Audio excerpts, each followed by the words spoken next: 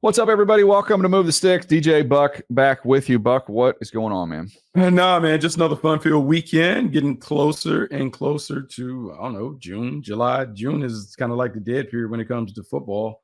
And I don't know, we got another week of OTAs, and then we got a mandatory minicamp, and then we disappear for 6 weeks, kind of. I know. By the way, there has been a lot of pushback on this schedule. We talked about it previously, right? This isn't going to happen, is it? Where they're just going to have a continuous off season right into the season? Like, I just can't see that happening. See, but I thought it was going to be a break. I thought they were going to take a 3-month break at the end of February to give people time, because as I was thinking, I was like, well, that'd be a good thing, because then the coaches could get involved with the scouting without having to be distracted with planning for the all-season program. And then everyone kind of reconvenes whenever, June, July, and just kind of go through it. I think the young guys maybe can come through the building to get acclimated to maybe the pro game and then kind of let them go. But I don't know. You know, it's funny because I watched Doug Peterson's press conference, and he talked about anything that's in the best interest of the game. He kind of feels like training camp is already long enough. And so the extension of training camp, the thing that just has me kind of stumped, DJ, because I wrote about it, is this comes from the Players Association. So this appears to be like player driven. So I just kind of want to see, what does that model look like if it was player driven? Because the current model, everyone starts middle of April. If you play into the Super Bowl, that's about a 6-week break. And then you kind of right back into it. I'm just trying to figure out, what are the players giving up to get back a different offseason schedule? Yeah, I don't know. Again, I think if you're a coach and your kids are grown, maybe it's one thing. I just think you got kids in school, that sucks. So let's talk about that, because we have a bunch of buddies that are scouts or whatever. So let's just say they made it. Let's just say they made training camp like after July 4th. Like West Coast kids get out. Yeah, but I mean that's kind of what it's not that far away from there now. They're talking about like middle June. Like, you know, early to middle part of June is when they're talking about getting people in, and that's your off-season program, you know, go. So like that's the month that you would kind of lose there. So, you know, that's when kids are getting out of school and all that kind of stuff. And it was like, you're going to do it at the 1st of July versus, what do we normally start? Like the 22nd, like around the 20th. If you move it up 2 weeks, because all right, you're going to eliminate one preseason game eventually, right? Yeah. So you can get it down to 2 preseason games. And then, you know, there's a lot of lag time between the final cuts and the first regular season game, because I think we had those final cuts on like there's always Thursday. An extra open weekend. There's always an open weekend. There's a weekend, and you get all the way through to the next. They can trim some of the fat if they want to do it to make it like a July start. My thing would be like, okay, so from a player standpoint, that 6 months that you're away, that's when you're not protected. All right, so if I go work out in LA and I'm just working out at a random gym, anything happens, I'm on my own. Yeah. And the other part of it, and I know people don't do it, you'll get a benefit of doing it, because it appears that the Chargers are running more like a college strength program. So imagine all the gains that the team has made through this month. And then you have a 6-week off period. And we can say, hey, players are going to go off on their own and do their own thing. It's still different than being with that. I would almost feel like, hey, give them the early part off.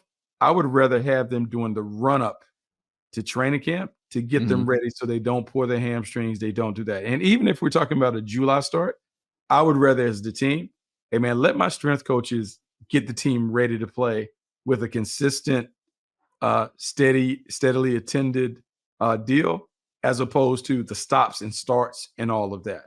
I think there's ways to, even when you talk about like vacation for the scouts and everybody else, I think there are ways to do it with different people being in the building at times. I don't think it's necessary for the coaches and all that to be in during all of the time when the players are in. I think you can tweak phase 1 to make it where, hey, let's just do the strength and conditioning. I just can't remember how we did it during COVID. But to me, this is like, hey, how do we approach it during COVID? Because we had the COVID season and we didn't have many issues. Why can't we do that? No, it's interesting, man. There's we'll see how it comes together and if they get an agreement there. And then obviously the 18th game is kind of what's looming over everything. If they're gonna, you know, change things up, then that's gonna be part of the deal there. So I mean, It just feels inevitable, like it's happening, you know. Oh, it absolutely is happening. I think that's what they do, and if I'm not mistaken, I think the CFL does 2 games. But DJ, like, Oh, I 2 can tell buys, you, you mean? yeah, they do 2 buys, but they also do a 2-game preseason schedule. Oh, yeah. Preseason, But yeah. DJ, I can tell you, like in the CFL, you get 2 weeks to get ready for that preseason game. Like, it ain't a whole lot of Yeah. whatever. I just remember when I was up helping out up at Hamilton, they talked about you just got to win the first 4 days. Try to make it where you don't get your guys hurt those first 4 days with hamstring Mhm. injuries and those things, and then you just kind of like, ball is ball. We just kind Yeah. of get it going. But yeah, no, like an 18-week schedule over an 18-game schedule over a 20-week period. I mean, that's going to be a different grind, but that's going to be a Mhm. different hustle when it comes to getting your team ready and all of that. Yeah, no question. What we're going to hit on today, by the way, is this new contract that was signed by Justin Jefferson and how that ties into some really interesting comments from Chris Foerster, who's been a offensive line coach in this league for a long time. Has been Kyle Shanahan's kind of right hand man in terms of managing their run game there with the 49ers. Has some interesting things to say about the position in which he coaches. So we're going to tie these two things together. Let's start first of all here with the Justin Jefferson news. 4 years, $140 million, highest paid non-quarterback contract that was handed out. I think that was expected. I don't know that I'm surprised by that. He was not going to be comparing himself to other wide receivers. You knew that was the case. No, I mean, you absolutely knew it was in case. You just look at the numbers that he put up. He had every reason to justify it. It would be interesting to see what CD Lambs and some of the other guys come in. But yeah, Justin Jefferson is at the top of the market. $35 million for a wide receiver. I don't know if we ever envisioned a day where that was going to be the thing. I just think back to when we used to talk about quarterback money being in the $20 million range and Yeah. how wide Remember receiver. Kirk Cousins, right? Was that Kirk got 20 Mhm. and everybody lost their minds. Yeah, and now we're talking about $35 million for a wide receiver.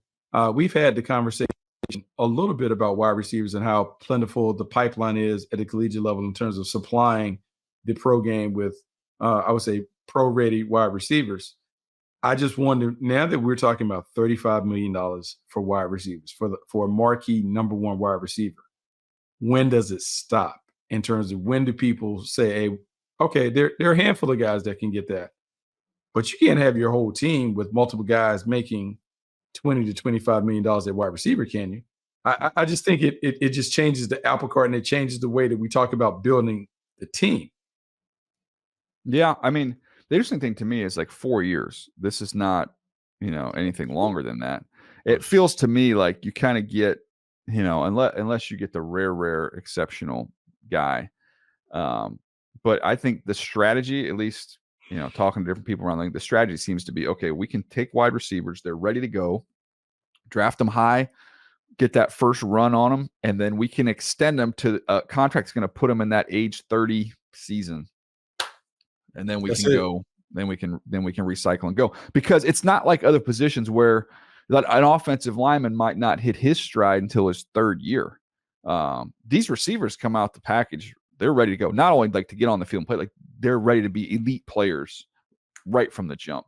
So you get them in there, you get them rolling, you take care of them on that second contract. But by the time that happens, okay, we've got 9 years. We've got their 9-year run, an incredible Mhm. 9-year run, and then we'll let somebody else pay the next one. And now that could be the case, and age could be a thing because we've always talked about running backs. The sweet spot was 27, 28. Like once they get Yeah. to that number, you're not likely to put big money into it. But wide receivers being at 30, if we talk about 2 contracts, so let's just say a 4-year contract and another 4-year contract, that's 8 years, and then we're on to the next in terms of a marquee elite player. I also believe it might be tied to how much are we paying the quarterback? See, in Mhm. Minnesota, what you're gonna have is you're gonna have a young quarterback for the next 4, maybe 5 years. So you can Yeah. pay Justin Jefferson and some of those other guys. But when, let's just say, JJ McCarthy turns out to be what they want him to be, when it comes time to pay him, how does the Yeah. money shift? Yeah. Well, look at the wide receiver flips, right? We've seen it obviously with Mahomes, with Tyreek Hill. They flipped over that receiver roster. We're seeing it this year with the Chargers. You've paid Herbert. You got to flip that roster over. Now, the Bengals have kept their group, but they haven't paid them yet. They're going to have to pay, if they want to keep them, you're going to have to pay T. Higgins and Jamar Chase. And maybe they choose one over the other. I obviously would imagine that would be Jamar Chase. But that hasn't been done yet. So I don't know. I'm trying to think of the examples. And even in Buffalo, right? You've paid Josh Allen and Stephon Diggs, and that big number is no longer there. So it's been kind of it's been pretty consistent with the track record here of high priced guys for your young quarterback. And then after that, the quarterback's got to graduate and take care of some younger guys. He has to do that. Then will be what can be learned from the teams that have had success with the draft and develop program.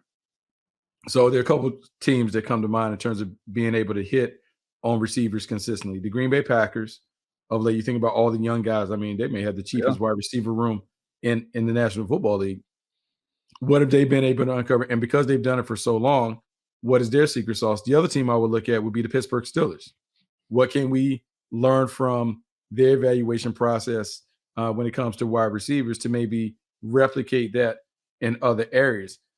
You have to have a team, an offense, a coach that can get the young guys up to speed, develop them, and get them to play right away.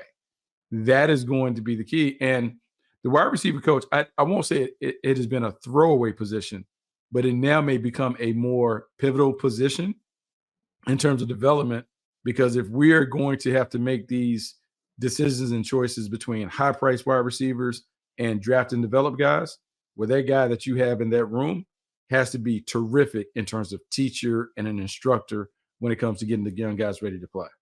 Yeah, I mean, look at the room that the Chicago Bears have put in there for Caleb Williams come in on that rookie contract. You bring over Keenan Allen. You've already got DJ Moore, who's made some money, and now you obviously throw another young guy into the mix there with Roma Dunze. But it's fascinating to see how the whole puzzle comes together. Which is going to get us to our next point, which is this quote and this conversation that we had from Chris Foerster last week that I want to jump into. So let's take a quick pause, Buck. We'll come back. We'll get into that. All right, Buck, you're the one, I believe, who saw this first and put it on the little MTS text thread there. So why don't you take it and run with it here on some interesting comments from Chris Foerster?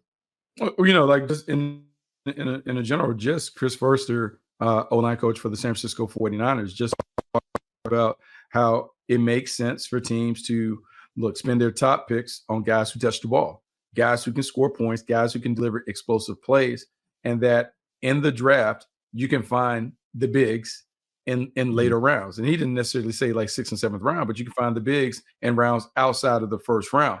And when I initially saw the comment, I don't say I was taken aback, but I was surprised. For so long, DJ, we've talked about teams and the teams that are kind of always in the conversation being line of scrimmage teams that commit to getting the guys in the trenches, O-line, D-line, and then you fill in the pieces around them. But if you're good at the line of scrimmage, it always gives you a chance to win. Here we're talking about a team that has been in the conversation, been to a couple of Super Bowls in the last 5 or so years, that is saying like, no, we can get the playmakers and those things, and we can find the pieces outside of it. It just, to me, just kind of runs counterculture to how we think about what you need to do to be a championship caliber team in this league.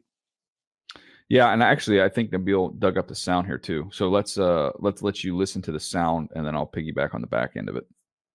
You talk about all the traits that you need in your system. Everyone every year expects you guys to invest early in the draft on offensive line. How much is that a part of you trying to project these guys, and maybe why you haven't invested, first, second round picks as often? Yeah, I don't know about that's for John and Kyle for the most part. My personal opinion, this is my personal opinion. If they ask me, invest in guys that touch the ball, guys that can touch the ball and score touchdowns. And then there's a range of guys, 2nd, 3rd, 4th round, 5th round even, that we will find starting offensive linemen in. At some point, can you draft? Yeah, you draft Trent Williams. You draft the pick and draft where you're getting a difference maker. But there's guys that can make difference that touch the ball well into 2nd, 3rd, 4th rounds, or 2nd, 3rd rounds at least, and definitely in the 1st round. That guy that touches the ball, it makes a huge difference in the game. The right guard makes a difference. We've talked about it before, but that's where we're able to find 4th and 5th round draft picks. And if they've been, you go find, how dominant is the difference between pick, 34 versus pick 54 in offensive line play? And that's what you're trying to balance all the time. So will we best available player, all those types of things? Definitely will. And will we possibly ready to draft guys higher to draft? Yes. But if there's somebody that can touch the ball and make plays, in my opinion, you asked me, Chris, do you want him? I want the guy that touches the ball for me, because I think we can develop those players much more readily and have developed those players through the time, because we do have a specific things that we're looking for. We know what we're looking for through the course of time. That's the advantage of being together with Kyle for so long, that we kind of can pigeonhole these guys. Are we always right? Heck no, we're not always right. And nobody is on anything. So yeah, could you put 5 first rounders across the front? I don't know that we have to have success. And it hasn't been that case as far as running the football and protecting the quarterback. Do we have, yeah, we don't have 5 first rounders. So there's always going to be that. But the fact that you can throw a short pass to Debo, even though the right tackle's getting beat, it ends up being a 60-yard touchdown.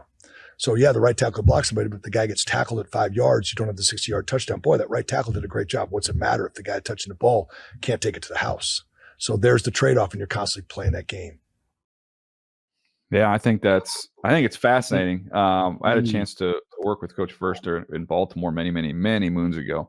But I think what he's saying makes sense. But I also think there's the nuance to it that we've talked about before with the no tomato cans, right? We did this conversation several years ago, which was, are you better off, having 2 Hall of Fame linemen, 2 OKs, and 1 terrible, or are you better off having 5 just C plus B minus linemen? And we said, actually, you're more likely better off just having no weakness. You're as strong as your weakest link there, because that weakest link is going to be Waldo. He's going to get picked on, and you're going to have trouble with running the football. You're going to have trouble protecting your quarterback if you have 1 tomato can up there. You can't have that.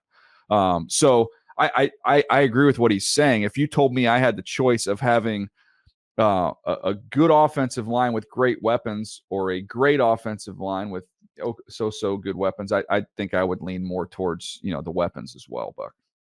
Yeah, the weapons matter because the weapons ultimately impact the scoreboard. I think when you fully listen to the quote and what Foerster's talking about, there are a couple things that stood out. One, he talked about continuity between scheme and staff. Hey, it's the same scheme. The staff has been together, so we know exactly what the traits are that are necessary to play well in the system. That can be overlooked because that gives you the eye that you need. We always talk about, so when we talk about the Pittsburgh Steelers, what do the Pittsburgh Steelers have an advantage when it comes to wide receiver? Well, the staff has been together for a long time. When you think about Mike Tomlin, the consistency, Mike Tomlin working with the guys in the front office, they know exactly what they're looking for. So I think that part comes out of it. Also, and I just remember the struggles that I had in evaluating offensive linemen. And then after you've been in the league for a while, you start to see what plays. Yeah. And DJ, the range that he talked about, 2nd round through 5th round, when you go back in your mental Rolodex and you think about the guys that you graded as a 2nd and the guys that you graded at 5th, and then you go and watch their trajectory through the league, a lot of similar plights.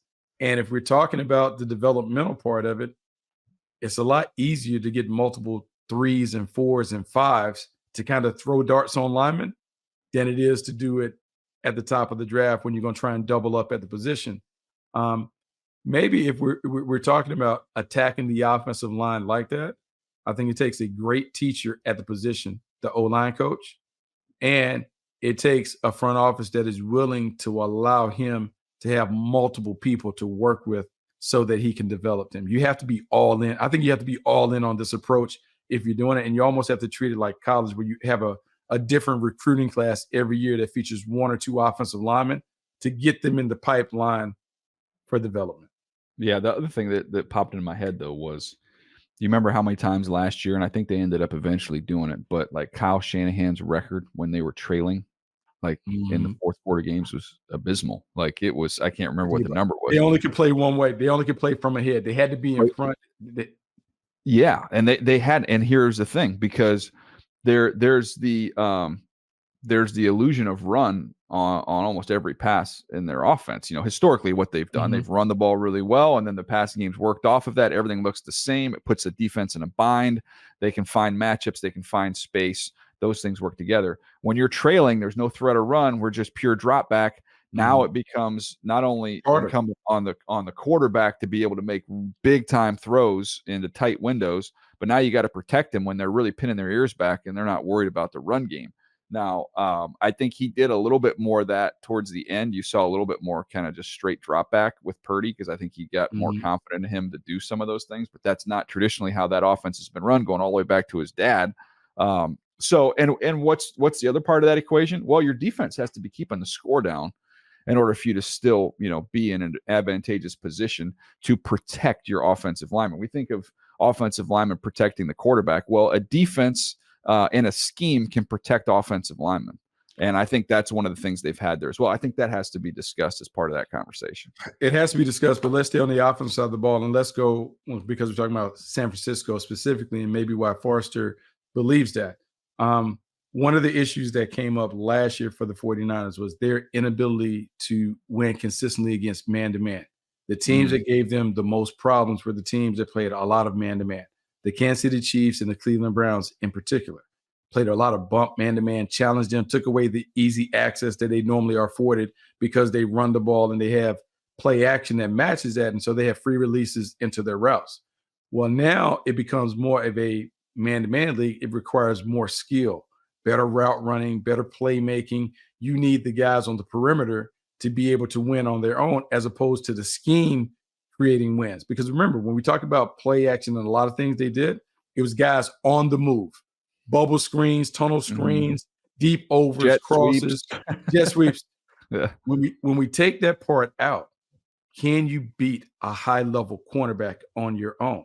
It appears to me that Foerster's saying, yeah, we need to invest in the better weapons that have those skills, and we have to invest in those early in the draft. Because what do we talk about? The number ones get drafted in the top rounds because coming out of college, they're the ones that have the complete toolboxes. They're not just one-trick ponies. The number ones that typically are traditionally drafted in the first round, route runners, ball catchers, playmakers after the catch, they have all of that.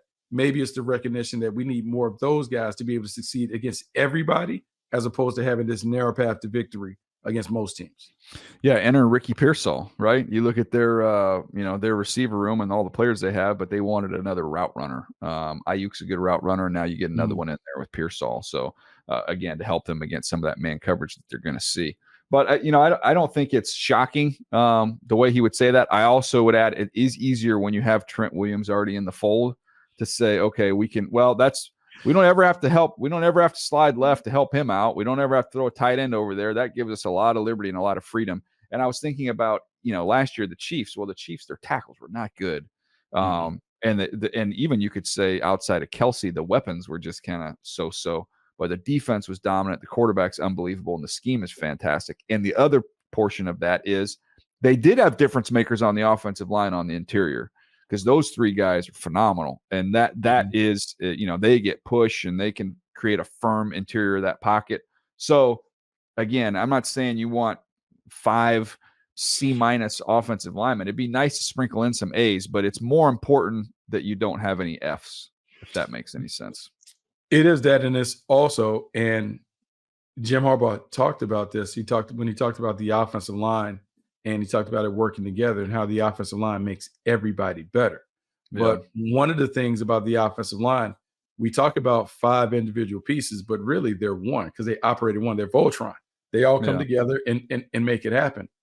The chemistry in the offensive line room is probably the most important room that you have to see, because these guys have to be able to finish each other's sentences. Because we've always talked about it, like, if you have a center who has some issues, but understands how to play with his neighbors, understands how to use body help, understands, like in this protection, my guys, he may not be really helping me, but his body's going to be there. So now I can overset to the other side. It's understanding all those things.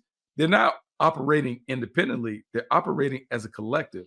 And if you have a bunch of B's, B pluses, that can be better than a team that has an A and an F somewhere on that offensive line. Be good, very good. We don't have to be great to be able to get to the next level.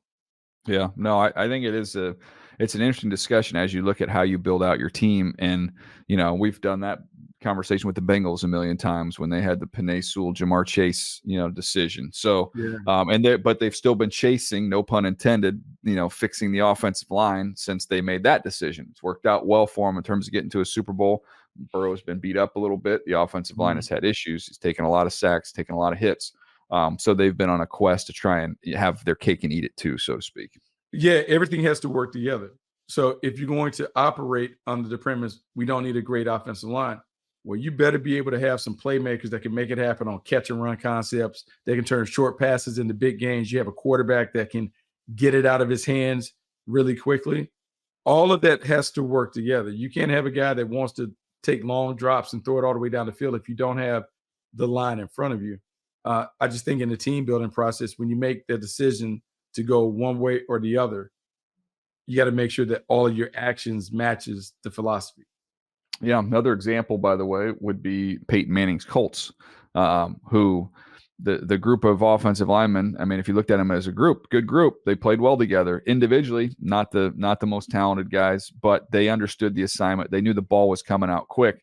And where did they spend their money? They spent their money in re-signing those stud receivers, and that's what the offense was. So think about that. We think about Bill Polian and the success that he had in building 2-3 teams up to contender status. He always invested. He had a marquee quarterback. He had marquee weapons. You think about using Indianapolis as a result, like Marvin Harrison, first rounder, Reggie Wayne, first rounder, Adrian James, first rounder. He would spend big time value on one offensive line. Gonzalez too, wasn't Gonzalez? Anthony Gonzalez was a first round pick. They had Tariq Glenn was a first round offensive tackle. Dallas Clark was a first round. All the weapons, and then on defense, they invested in pass rushers. So pass rushers, playmakers, and one blindside protector, and that was the formula that helped the Indianapolis Colts win a lot of games. And it also helped the Buffalo Bills win games before that. I mean, that's kind of the blueprint that has worked out well. Maybe there's something to those theories. Yeah, no, it's again, it's fascinating to me to see how there's different ways to look at building a championship team. And when go back to the Chargers with Jim Harbaugh, he said, do you take a weapon? Do you take an offensive lineman? And his line was, I think offensive linemen are weapons. And that's the way he's going to do it. He's going to continue to invest in that. He's going to buck that trend a little bit. And he's going to say, when everybody's zigging, I'm going to zag, and I'm going to try and build a behemoth offensive line. And, we're going to come out there with 6 of them and try and beat you up. So that's the other side of it. That is the other side. And we'll see what works out. But it is clear. It's, I would say, like a refreshing take on it. And I would say it's unusual for an offensive line coach. But then, DJ, let's think about the late Howard Mudd and what he was able to do. Yeah. Like we just talked about in and out. Like think about how Howard Mudd was able to take undrafted players. Jeff Saturday, undrafted player, turn into a perennial Pro Bowler. I mean, there's something too. I would say the better your O-line coach, the more likely it is that philosophy can work for you. But if you don't have a terrific developer at the point of attack, you can't use that. You can't follow that. Yeah, I mean, it's again, another thing that I'm looking forward to is just seeing the Ravens, who, offensive line wise, they've lost some pieces. They're going to have some new pieces in place here with this upcoming season, but you get a big time runner and Derrick Henry to put him in there, and then that's going to be the same thing that Foerster was talking about. Okay, well, we're going to invest in the dudes, and then the offensive line. It's going to make the offensive line better because we've got a runner like that. So it's it's interesting. By the way, if you had to pick. If you are the 49ers and right now it's McCaffrey who wants, it sounds like he wants a new deal, and you've got Ayuk who wants a new deal. Oof. If you had to pick, and I know obviously the running back position and versus the receiver position has been heavily slanted towards receivers, but that guy's a little different back there than McCaffrey. I think I still would lean towards McCaffrey. Yeah, and I mean.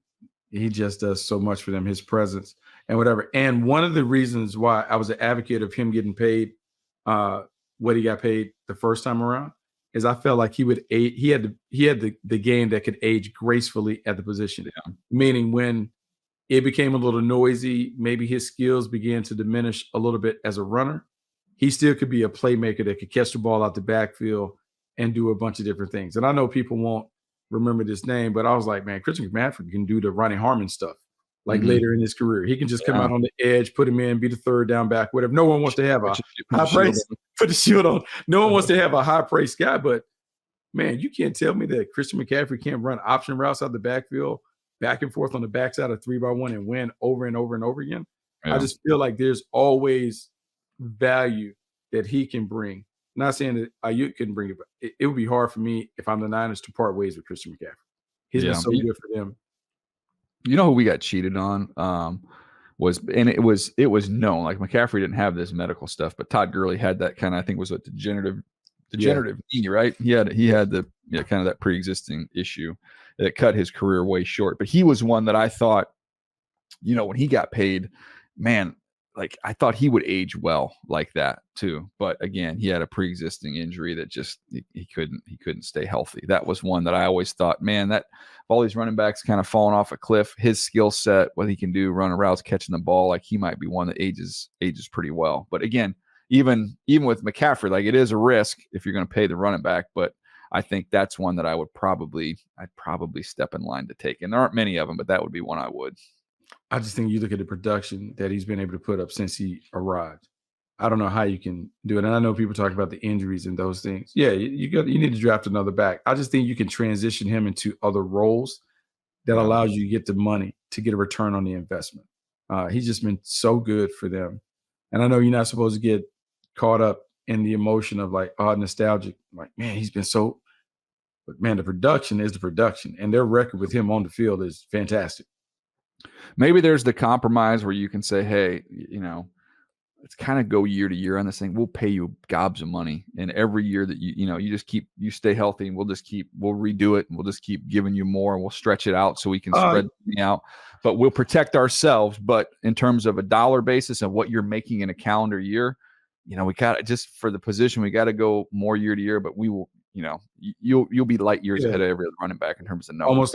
Almost like pay him on a series of 1-year franchise tags that are kind of that like you just extend contracts out. Just keep extending the contract, just kind of because you're almost at that point. I don't know, without knowing his age specifically. Maybe it's 2 years, and maybe you do it 2 years at a time, Buck. Maybe it's just take it 2 years at a time. Yeah, but it can be longer. I think even now running backs are only getting 3 years and whatever. I think Josh Jacobs' deal was like just a 3-year deal. Saquon or whatever, like it had to be short and sweet just because of the lifespan of the position. Yeah, that's interesting. Interesting conversation there, spurred on by Chris Foerster. All right, Buck. Anything else you want to add before we jump out of here? No, that was good, man. I think it was short and sweet. We took on a couple of topics, talking about the wide receivers and then the offensive line. I'm just looking forward to now what these other contracts look like when it comes to wide receivers. But you know what I'm really waiting on? I'm waiting to see what kind of deal Tua and Trevor Lawrence are able to do. Because that is going to that's going to spawn another conversation when it comes to the quarterbacks and what quarterbacks should be paid. Yep. And then now you start getting like the guys who were on the previous cycle who like all of a sudden like Josh Allen might be time to jump back up in the line here. Like, come on now. My money's funny. Back in that mix. All right. That's going to do it for us. Hope you guys have enjoyed it, and we'll see you next time right here on Move the Sticks.